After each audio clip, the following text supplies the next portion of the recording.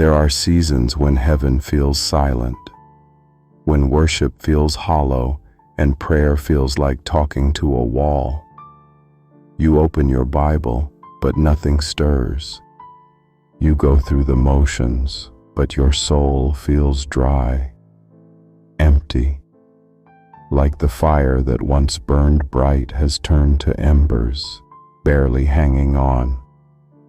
If that's you, you're not alone. Spiritual dryness isn't failure. It's part of the journey. Even David, the man after God's heart, cried out, "My soul thirsts for you in a dry and weary land." God isn't surprised by your dryness. He meets you in it. Sometimes dryness isn't distance, it's preparation. God may be quiet, but He's not absent. He's pruning. He's deepening roots. Because shallow faith feels great, but deep faith survives droughts. In these dry seasons, He teaches you to trust without feeling, to walk without seeing, to believe without proof. That's not weakness. That's strength being formed. He's not punishing you. He's maturing you. And just like trees grow in silence, so does your spirit. Even when it feels like nothing's changing, something holy is growing beneath the surface. Don't be ashamed of the dryness. It doesn't mean you failed. It means your faith is real enough to be tested. Spiritual dryness is where trust becomes more than emotion. It becomes endurance. You keep praying even when it feels empty. You keep showing up even when it's hard. That's what pleases God. Faith that stays. The enemy wants you to believe that silence means separation.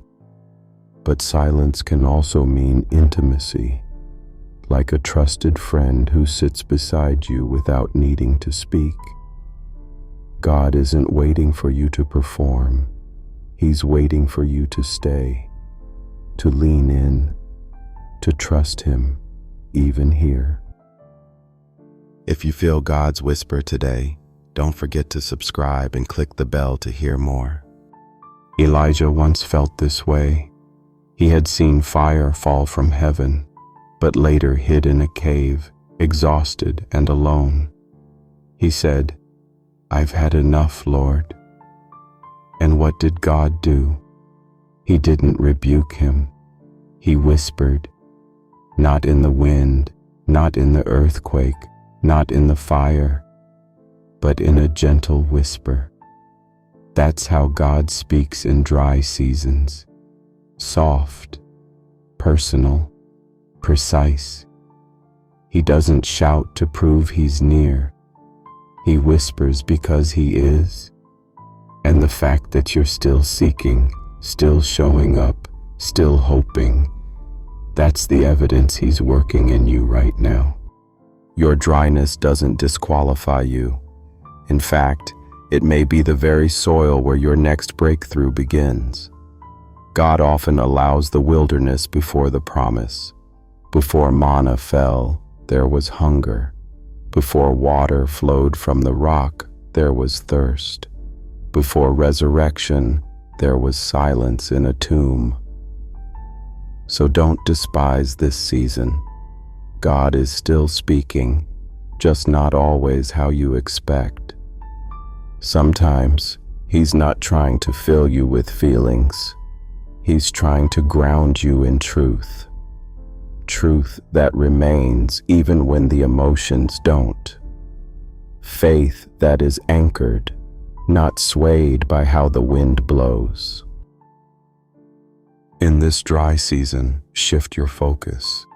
Don't chase a feeling. Seek His face. Open your Bible, not for inspiration, but for presence.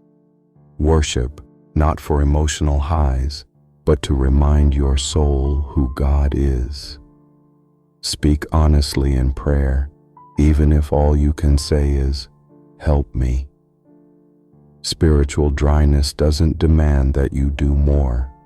It invites you to rest more, to stop striving, to breathe again, to remember that God is faithful, even when your feelings are not.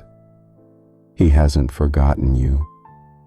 He's drawing you closer, not through noise, but through stillness. And that's where revival begins. Sometimes the breakthrough doesn't come in a shout, but in a whisper. Not in the mountaintop moment, but in the slow return of peace. Your spirit begins to soften. Not because your situation changed, but because you realize He's still here. He never left.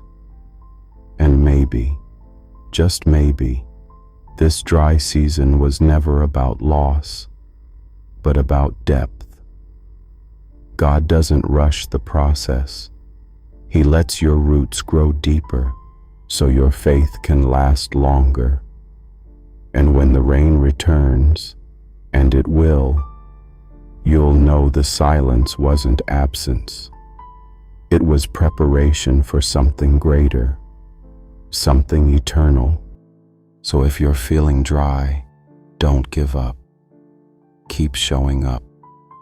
Keep sitting with God, even if it's in silence. He's forming something in you that emotion alone never could.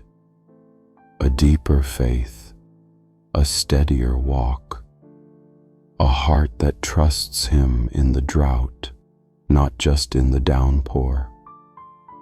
This season will pass, but what He builds in you will last. You are not forgotten. You are being refined, and your thirst will be satisfied by living water that never runs dry. What have you learned about God in your spiritually dry seasons? Drop it in the comments. Your story might water someone else's soul.